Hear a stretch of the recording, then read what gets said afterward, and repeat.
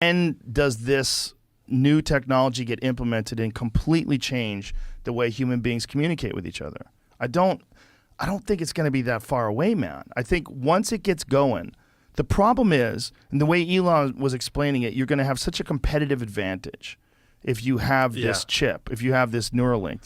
You know, we've always had this problem where the rich get richer and the poor get poorer. Like, what happens, you know, from the haves and the have-nots, once the haves have a fucking Neuralink, and now they have literally like an infinity pill that they're taking that gets, what is that movie with Bradley Cooper? Limitless. You got a limitless pill they're taking.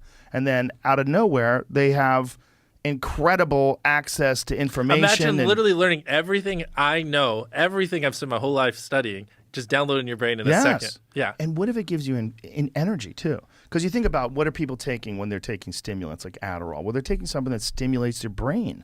I mean, it stimulates your central nervous system, but it gives your brain more information, more energy rather.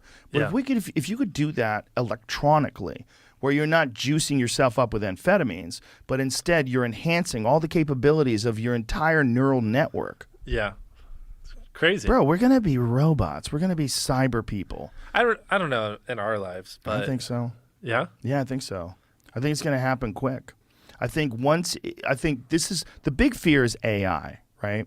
What people are worried about is a sentient artificial intelligence that's far superior to ours that realizes that we're not just outdated, but we're kind of dangerous and we ruin the environment and just decides to get rid of us and take over as the new life form. You accidentally write something that's like, help us solve climate change. And it's like, the solution is just kill the humans. Well, Marshall McLuhan wrote about this in the 1960s. He said, human beings are the sex organs of the machine world.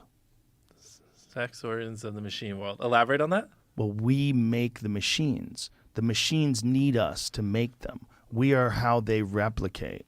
So once the human being creates a machine that's better than it, why would the machine keep it around? If they create an artificial life form that can make better like we're incredibly advanced compared to most of the creatures on this planet.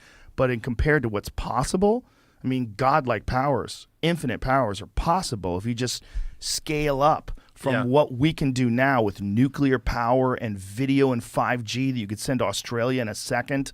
It's wild shit you can do right now. Imagine how far that keeps going.